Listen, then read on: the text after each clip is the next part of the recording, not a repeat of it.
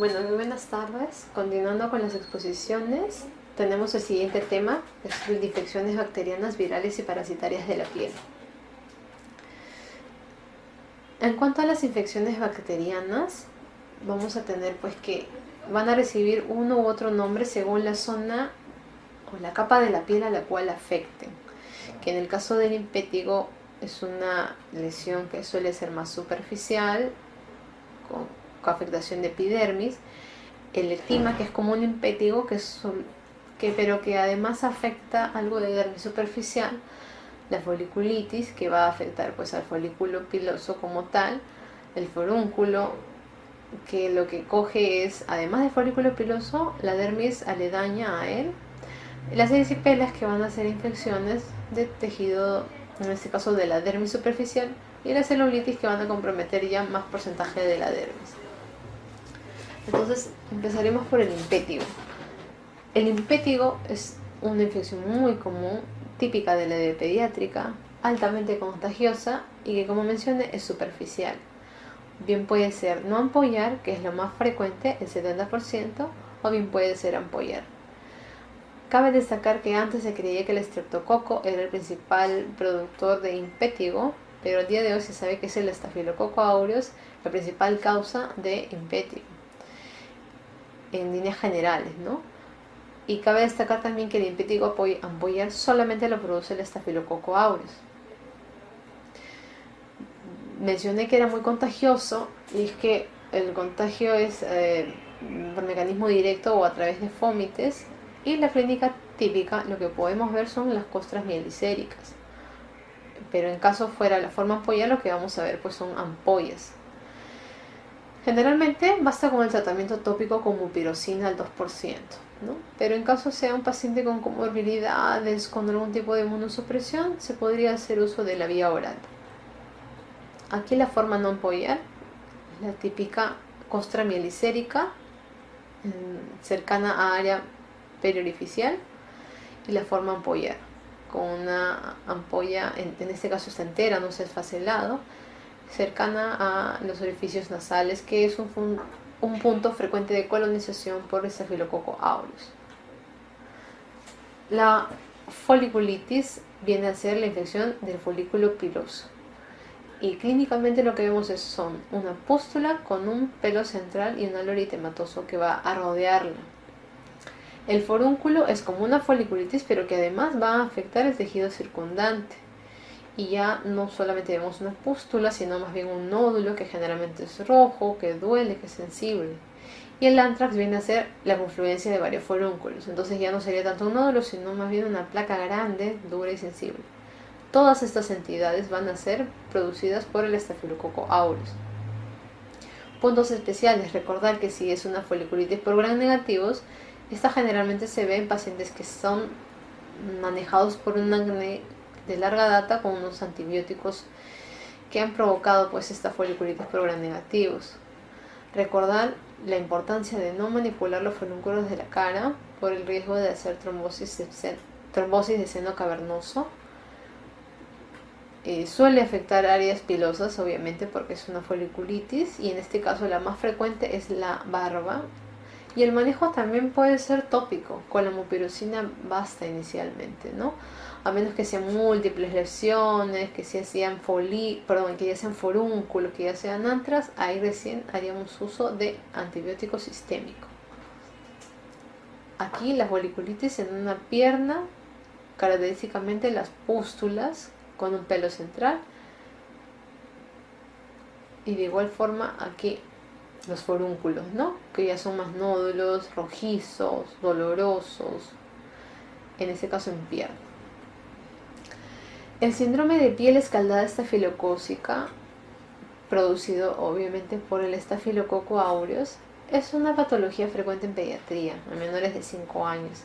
Y aquí la producción de la enfermedad se va a deber a las exotoxinas exfoliativas que se van a producir contra la desmoleína 1, que es una proteína que vamos a tener pues en la unión de las células de la epidermis. Y eso se va a dar a través de 3 etapas. que se van a presentar después de un pródromo inespecífico con malestar general, con artralgias, con algo de elevación de temperatura. ¿Y qué es lo que se presenta? La fase de eritrodermia, que se acentúa a nivel periorificial y flexuras, luego la fase de ampolla y luego la fase de descamación. Recordar que estas ampollas van a ser estériles, a diferencia de las del impétigo, porque estas ampollas son producidas por la exotoxina del estafilococo, no directamente por una colonización del estafilococo, sino por exotoxinas. Y el tratamiento aquí sí conviene hacerlo por tratamiento sistémico, aquí no tanto por oral. Tiene baja mortalidad, por lo menos en el grupo pediátrico, y tener en cuenta pues que los corticoides están contraindicados porque pueden empeorar la patología, y no así los AINES, que sí pueden ser utilizados. Aquí mirar pues el lugar donde inicialmente hubo una ampolla, cómo es que se ha esfacelado fácilmente por estas exotoxinas que se producen contra estos desmosomas, que van a permitir la adhesión de las células de los queratinocitos de la epidermis.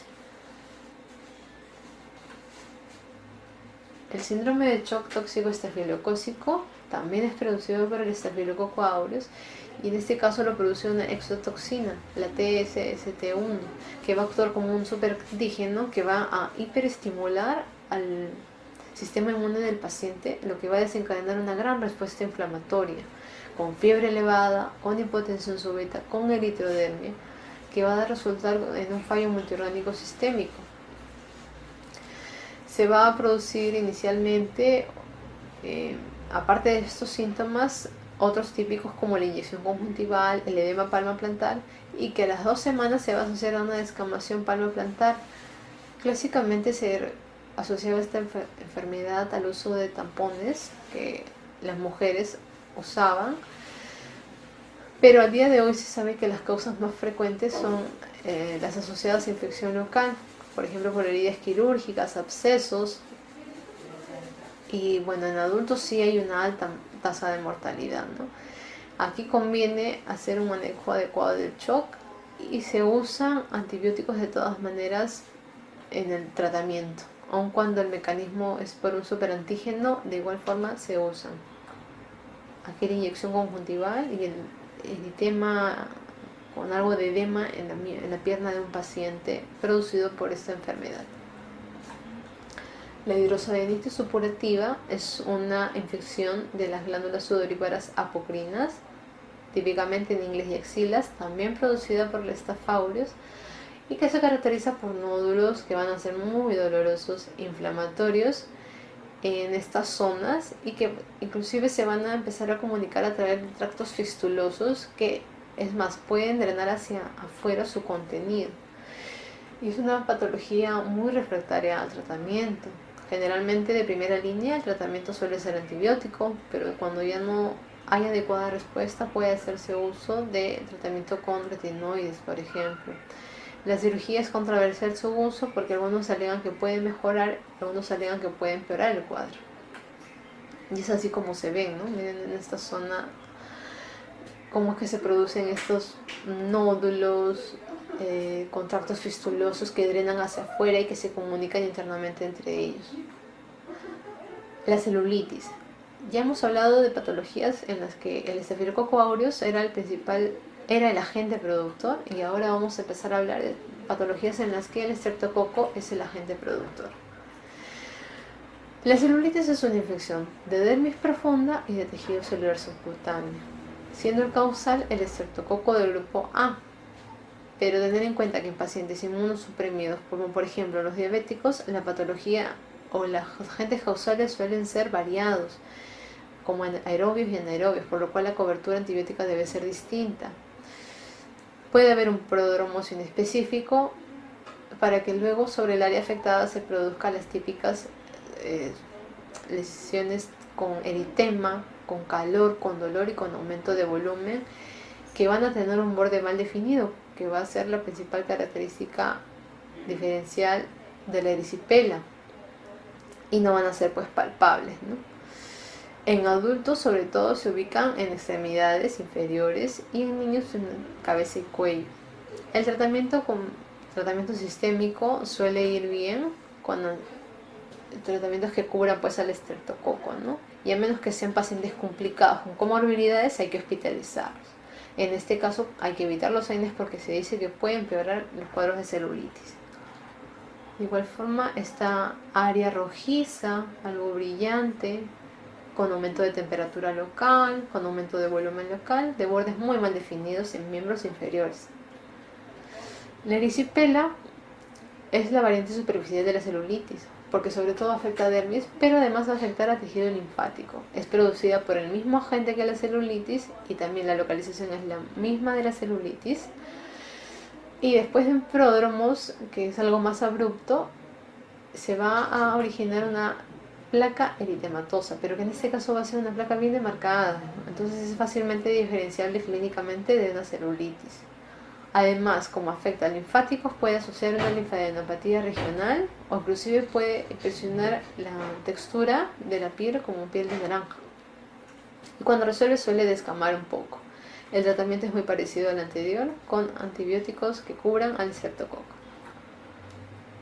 Aquí la placa eritematosa con bordes bien definidos, correspondiente pues a erisipela. El ectima también es una infección producida por el estreptococo, cuyo inicio es similar a un simple impétigo, pero que se va a complicar con la presencia de una vesícula o pústula que posteriormente se ulcera y sobre la cual se va a sentar una costra típicamente amarilla, que va a demorar en curar y que inclusive puede dejar una cicatriz con cambios pigmentarios. La localización, igual que la celulitis, igual que la erisipela, es en miembros inferiores. Y el manejo, dado que se parece a un impétigo, es parecido al del impétigo, también con, en este caso preferentemente, si no es posible la vía tópica, la vía oral pues basta. Y aquí la lesión tipo costra, ya porque no logramos ver bien aquí la úlcera, pero sobre la cual está la costra amarillenta típica del ectima por estreptococo, porque como veremos más adelante hay otro ectima que es el ectima por pseudomonas. La fascitis necrotizante. Esta es una infección severa que compromete tanto tejido celular subcutáneo como fascia, con una alta mortalidad si no se actúa prontamente, y es polimicrobiana. Bien puede ser post-trauma, post-cirugía, y los gérmenes que intervienen acá vienen a ser gérmenes aeróbicos y anaeróbicos. Dentro de ellos efectivamente está el estreptococo y el estafilococo que hemos venido estudiando, pero también intervienen la E. coli, los bacteroides o los clostridium, que son los anaerobios más frecuentes en la patología de esta entidad. Clínicamente, es un paciente que nos refiere un dolor desproporcionado a lo que nosotros podemos observar clínicamente. Entonces, ya para cuando empiezan a verse los síntomas es un poco tarde incluso. Entonces la zona afectada tiende a hacerse morada, luego gris, luego azul, con ampollas violáceas, hemorrágicas, inclusive con pérdida de sensibilidad. En un paciente francamente tóxico, muy complicado, y la ubicación también es en miembros inferiores. Hay un subtipo especial en región perineal y genitales que se denomina la gangrena de Fournier. Y el tratamiento, así como la patología es agresiva, también conviene ser agresivos contra la patología, con antibiótico-terapia de amplio espectro y desbridamiento quirúrgico amplio. Aquí una zona ya afectada por esta fascitis necrotizante, en la que ya podemos ver la fascia y el músculo inclusive en esta zona. La escarlatina también es producida por el estreptococo del grupo A, es patología pediátrica. ¿Y qué sucede? Que post cuadro de una faringitis, el paciente, debido a la acción de la toxina eritrogénica, presenta en la piel un eritema con una piel como piel de lija, se le dice, ¿no? Que va a respetar típicamente la zona perioral. Puede asociar otros signos como las líneas de Bastia, que son unas líneas de equimosis en flexura anterior de codo, o en lengua frengüesada, que también se puede ver en estos pacientes, y que posteriormente resuelve con descamación, cuyo tratamiento va a ser pues un antibiótico que cubra estreptococo, como la penicilina. Aquí la afectación de estas, perdón, el respeto de esta zona es típico. Aquí está el eritema que se puede producir. Acá no se puede apreciar bien la piel de lija, pero es muy frecuente. Y bueno, las líneas de Pastia en esta zona. Ahora, las infecciones por Pseudomonas, mencionar dos sobre todo. Las foliculitis de la piscina, que son foliculitis que se van a producir sobre todo en zonas que han estado cubiertas por la ropa de baño y tienden a ser una patología que se autolimita sin mayor problema. En cambio, el ectema gangrenoso es una patología típica de inmunocomprometidos. Y el curso es parecido al del ectema que se produce por estreptococos, pero la ubicación sobre todo es la distinta. Y acá, ¿qué es lo que vemos inicialmente? Pápula o mácula eritematosa, que también hay una vesícula que luego se ulcera y se produce una úlcera típica en sacabocado, donde se va a producir un centro necrótico. Y las localizaciones acá no es en miembros inferiores, sino más bien en región anogenital y axilar. Y va bien con antibióticos antipseudomónicos, felizmente. Ahora está la infección por micobacterias, dentro de ellas la tuberculosis cutánea, que es producida por el Mycobacterium tuberculosis, que resulta a día de hoy aún de diagnóstico difícil, sobre todo por el amplio diagnóstico diferencial que ello implica, ¿no? Porque puede ser una gran imitadora. Y sobre todo porque es muy difícil la confirmación microbiológica. Recuerden que para que crezca el Mycobacterium es un poco difícil. Ahora, la forma cutánea constituye una pequeña proporción de los casos de infección por Mycobacterium tuberculosis, aproximadamente el 1 al 2%. Y si tenemos en cuenta que en Perú anualmente tenemos 58.000 nuevos casos de TBC, por lo menos 580 corresponderían a TBC cutánea, entonces estamos probablemente infradiagnosticando casos. Esta es una tabla para ver un poco los subtipos de tuberculosis cutánea que tenemos según la cantidad de bacilos, según sean unas formas multibacilares o según sean unas formas paucibacilares, y dentro de ellas según la vía de contagio, que mejor lo vamos a ver en cada uno de los cuadros. Entonces, la primera multibacilar es el chancro tuberculoso o primoinfección. Generalmente es el primer contacto con el bacilo en la piel. Un laboratorista que trabaja en un hospital puede ser el paciente afectado, o un niño no vacunado incluso. Y es una pápula nódulo que luego se ulcera semanas después y afecta áreas como cara, manos y pies y se asocia a una linfadenopatía, como un complejo de Gauss, pero en piel. El escrofuloderma es la forma más común de TBC cutánea, es la que más se observa.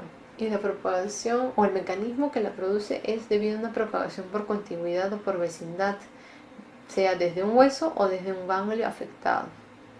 ¿Qué es lo que se produce?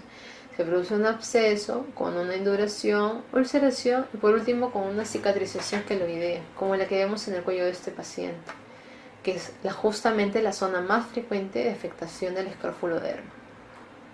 La TBC periorificial es producida porque desde un foco activo se propaga la tuberculosis por ejemplo, vía oral.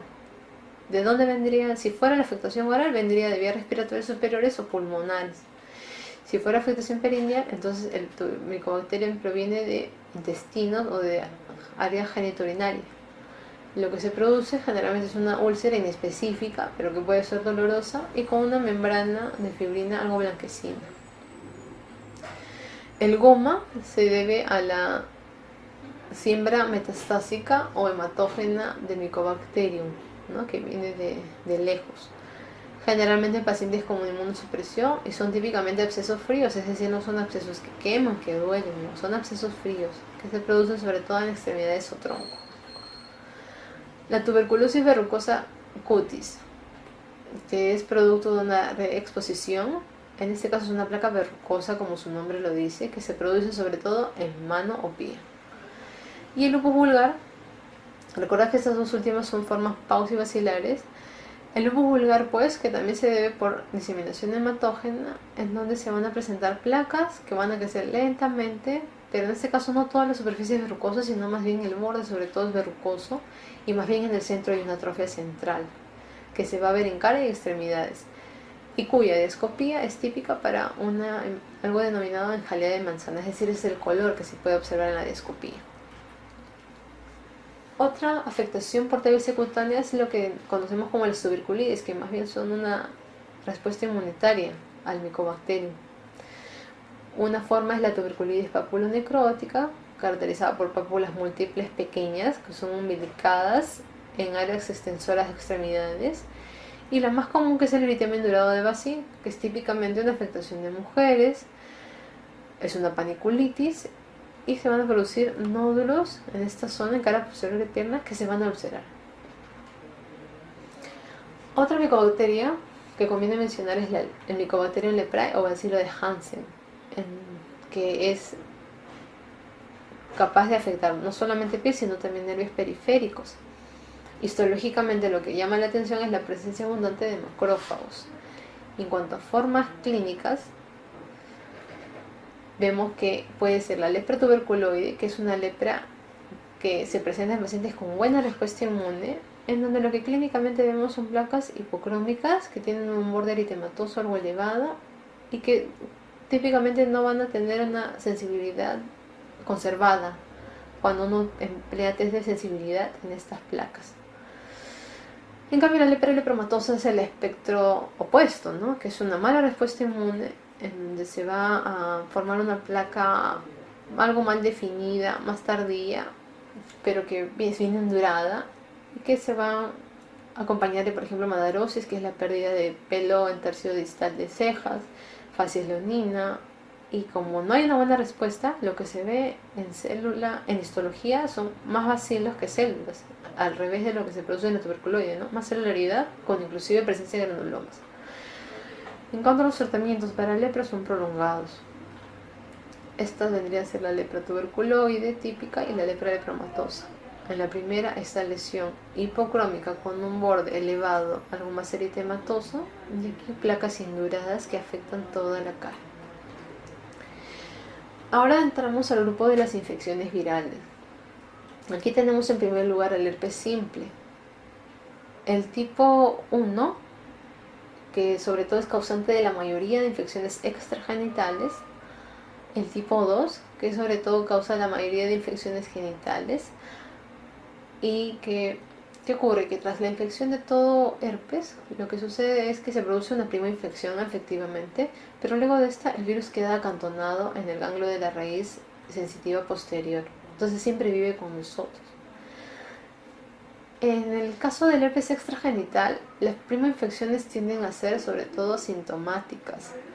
Y si en caso fueran sintomáticas, se van a expresar a manera de gingiva o estomatitis herpética, que generalmente son lesiones tipo úlceras muy dolorosas, con adenopatías, con fiebre, que afecta el estado general del paciente.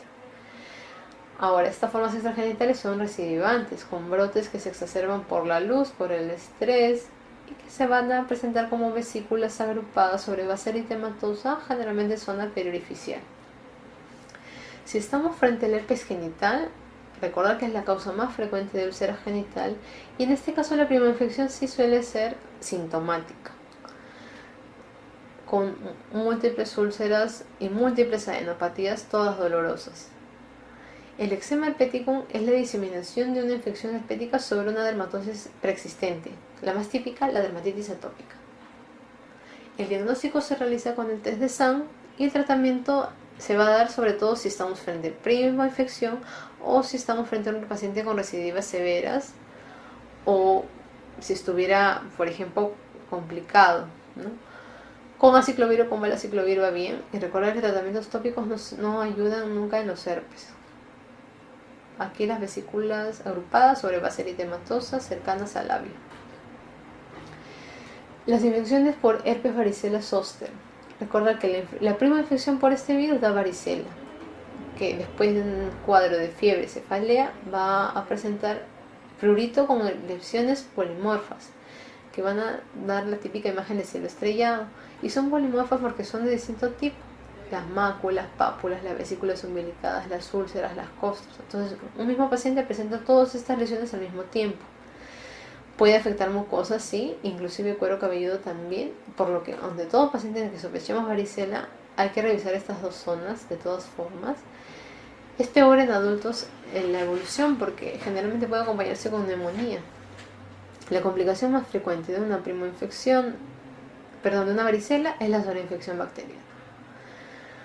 La recidiva se presenta como un herpes zóster, siendo el torácico el más común, no suele afectar más de una vez en la vida y estas vesículas sobre base eritematosa se van a distribuir en forma metamérica o unilateral, siendo la complicación más frecuente la neuralgia postherpética. Hay formas especiales de infección por este virus.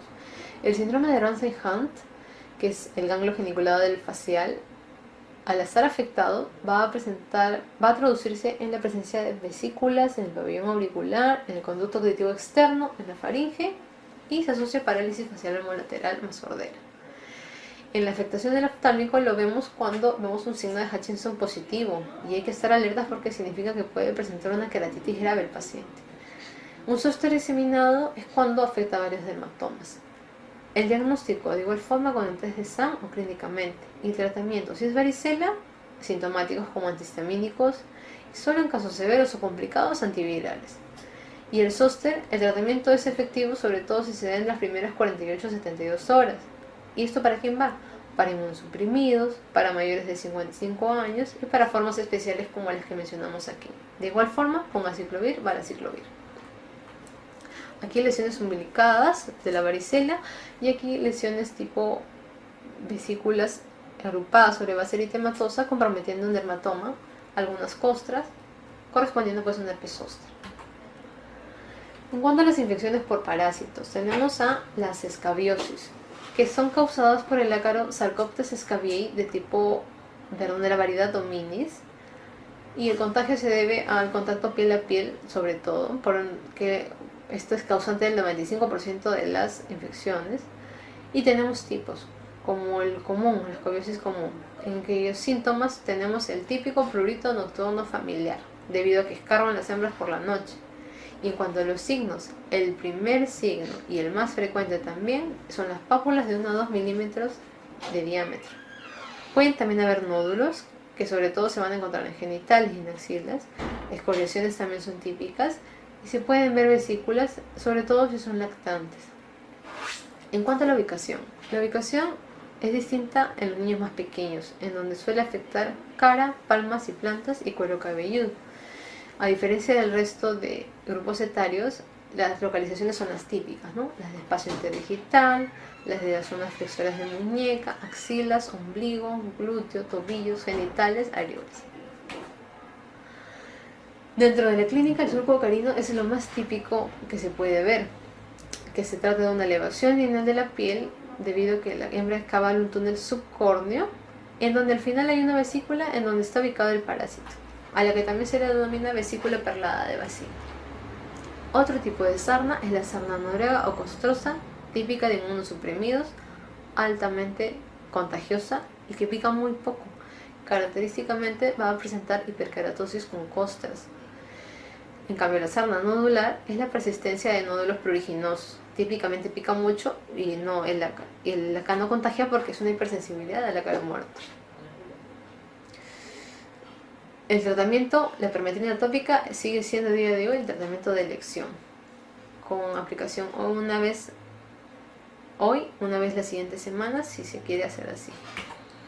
Acá lesiones por rascado, pruriginosas, escoriaciones, algunas pápulas, acá el surco acarino, que son típicas de la infección por escabiosis.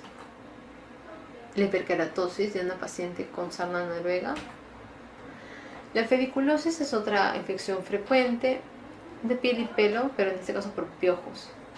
La afectación del cabello es la más frecuente debido a pediculus capitis, siendo el síntoma fundamental el prurito, ¿no? Y el tratamiento es también con permetrina, probablemente. Las infecciones por parásitos como la leishmania. La leishmania tiene un vector que es la leucemia. Tenemos dos formas de la leishmania, dos estadios, siendo la mastigoto la forma intracelular, la que encontramos en los tejidos, y siendo el promastigoto la que está en el intestino del mosquito, que es la forma que nos infecta. Hay dos tipos de leishmania, la cutánea o guta, producida por la Leishmania peruvianis, con la lesión típica de pápula, nódulo, úlcera o costra, y la mucocutánea o espundia, producida por la Leishmania brasilensis, que es después de años de cicatrización de una lesión cutánea, hay una reactivación de alguna manera con destrucción cartilaginosa con caída de punta de nariz de tapir se le denomina inclusive. El diagnóstico tiene que ser un consenso con lo que se encuentra en el frotis, en la biopsia, en la intradermoreacción de Montenegro, y el tratamiento es con antimoniales básicamente. Aquí la lesión típica de la leishmania, que es una úlcera de un borde sobrelevado con un fondo granulomatoso, en donde al realizar el frotis, justamente la transición del borde y el fondo de la úlcera es donde más se puede aislar a los parásitos de leishmania.